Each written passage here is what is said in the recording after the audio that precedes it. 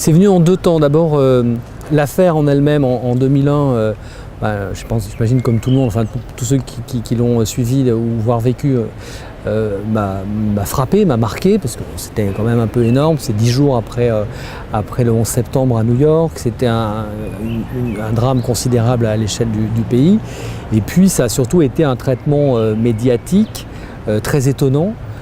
Puisque tout de suite, le jour même ou le lendemain, l'enquête avait abouti en fait. C'était un accident, voilà, ça ne pouvait être qu'un accident, ce qui était un peu curieux, quoi. Donc ça m'avait intrigué, comme ça a intrigué beaucoup de gens. Et puis c'est resté dans ma tête comme ça pendant quelques années. Et puis à l'occasion du procès en appel, je crois, il a commencé à ressortir des articles dans la presse et que j'ai lus, ça me suis réintéressé à l'histoire, je suis retourné voir les archives et donc des années après, presque 10 ans après, 8 ans après, et je me suis dit décidément cette histoire est bizarre. Et ça tombait au moment où je cherchais une histoire à raconter pour mon prochain, pour écrire un livre, parce que j'avais déjà écrit avant, mais bon, bref. Et je me suis dit, je vais m'intéresser à ça. Alors je n'étais pas très sûr au départ, donc j'ai accumulé beaucoup de documentation. J'ai mis des tonnes et des tonnes de documentation, d'archives, etc. pour me faire une idée. Et puis je me suis lancé. Voilà. Si j'ai acquis une certitude en travaillant sur ce livre, et une seule, c'est que je ne sais pas ce qui s'est passé.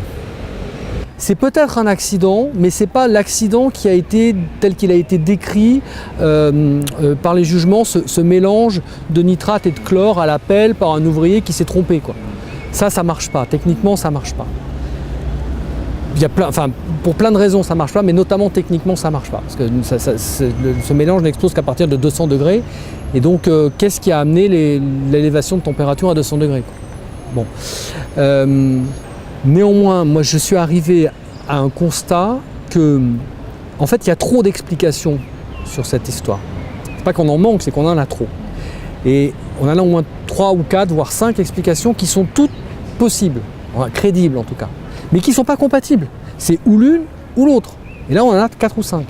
Je compte dans ces explications possibles la thèse officielle, on ne peut pas l'écarter, c'est celle qui a été retenue par la justice, donc un minimum de respect pour la justice, on la retient. Il y a la thèse de l'attentat islamiste, puisqu'on aurait retrouvé, ou on a retrouvé sur place les corps de 2 djihadistes préparés pour les attentats suicides. On a retrouvé 1 heure après l'explosion, la voiture de complices à 1 heure de là, avec la vitre arrière brisée par l'explosion et les plans de l'usine sur la banquette. L'attentat a été revendiqué, etc. Donc il y a des signes d'attentat. C'est une explication. Il y a quelque chose qui n'est pas une explication, mais qui est une question des perturbations électromagnétiques avant et pendant, mais avant l'explosion, avec des ordinateurs qui s'éteignent, des téléphones qui font des étincelles, des perturbations sur la ligne haute tension qui ne sont pas compatibles ni avec un accident chimique, ni avec un attentat à la bombe. Ça ne s'explique pas. Après, il y a d'autres thèses comme celle d'une fuite dans les cuves de phosgène de l'usine appartenant à la DGA à côté. Le site aurait été sous surveillance depuis plusieurs heures avec des hélicoptères au-dessus, et puis cette fuite pouvait expliquer une odeur qui s'était répandue. Voilà, c'est un gaz dangereux, il a rencontré une source de chaleur ou une étincelle, il a explosé. Bon, c'est encore une thèse.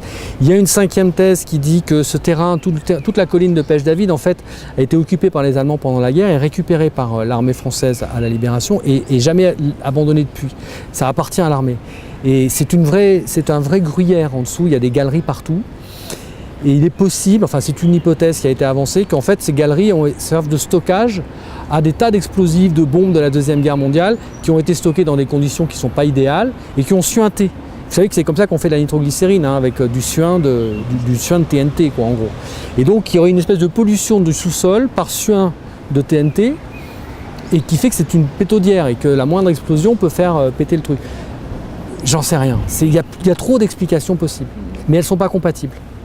Le 15 août 2001, donc 3 semaines, un peu plus de 5-6 semaines avant l'explosion, il y a eu une cellule de crise rue des Saussaies qui a été convoquée. suite à un avertissement transmis par les services américains, mais qui venait probablement pas des services américains. Les services américains ont servi d'intermédiaire, avertissant la France d'une menace terroriste sur un site industriel dans le sud de la France, une usine chimique dans le sud de la France. Voilà, ça, moi je l'ai lu, ça a été apporté. Quand je dis c'est vrai, j'en sais rien, moi je mets ma main à couper sur rien, j'étais pas là. Disons que ce sont des faits qui ont été présentés comme vrais à une certaine époque par la presse. Et j'ai pas lu qu'ils aient été démentis. Maintenant, j'y étais pas. Déjà, il faut que vous sachiez que moi, ça a été mon premier métier. J'ai commencé par être journaliste dans la presse écrite, quotidienne, nationale, à Paris. Ça m'a marqué et ma sévérité aujourd'hui, elle est proportionnelle à mon amour pour le métier et pour la profession. C'est-à-dire qu'on n'est jamais aussi sévère qu'envers les gens qui vous déçoivent. Et ils vous déçoivent parce que vous avez beaucoup d'espérance. Et donc voilà. Et pour moi, le journaliste, ça devrait être un des plus beaux métiers du monde. C'est presque un sacerdoce. Et dans certains pays, ça l'a été ou ça l'est encore. Je trouve qu'en France, ça l'est plus du tout. Mais du tout. Et ça me déçoit énormément. Et du coup, je suis un peu en colère. Et du coup, ça se voit. Voilà.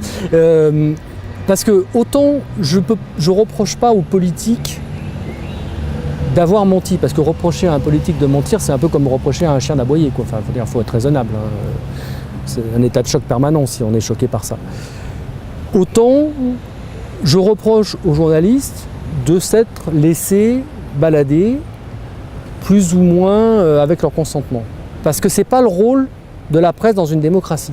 Le rôle de la presse dans une démocratie, c'est d'être un contre-pouvoir. Si les journalistes deviennent des auxiliaires de la place Beauvau, de l'Élysée, voire de Bercy, on n'est plus dans une démocratie. Enfin, ils servent à quoi? Ils servent à quoi? S'ils se marient entre politiques, entre présentateurs télé, ils servent à quoi? Où est le contre-pouvoir? Où est la démocratie? Donc j'en veux plus aux journalistes qu'aux politiques, parce que c'est normal que les politiques nous baladent, c'est pas normal que les journalistes se laissent balader.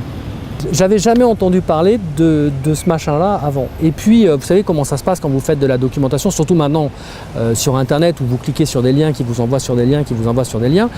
Quand j'ai commencé à me renseigner sur le domaine spatial russe qui est lié à mon histoire, je suis tombé sur Youri Gagarin, je suis tombé et de fil en aiguille, je suis tombé sur le cosmisme russe. Et là, j'ai découvert un truc de fou. Et il y en a. Alors j'ai tout ingurgité, j'ai dit ça c'est trop beau, faut que je m'en serve. C'est un matériau dont il faut que je me serve parce que c'est extraordinaire. Et voilà, et je m'en suis servi. Il y a du travail de documentation sur ce livre et je dirais, voilà, c'est comme un danseur sur scène, s'il fait un chat, vous voyez un chat, parce qu'il a travaillé pour avoir l'air d'un chat. C'est pas un chat, c'est un danseur. Donc un écrivain qui travaille, il donne l'impression qu'il est un agent secret, et puis si j'écris demain un livre sur le milieu de la danse, je donnerai l'impression d'être un danseur professionnel parce que j'aurais travaillé pour. Il faudrait pas que les lecteurs ou les gens qui nous écoutent imaginent qu'ils vont pouvoir deviner ce que je pense à travers ce que j'ai écrit parce qu'ils risquent de se tromper. J'essaie de faire vraiment un travail de la même façon que je ne suis pas agent secret mais que j'ai fait le travail pour donner l'impression.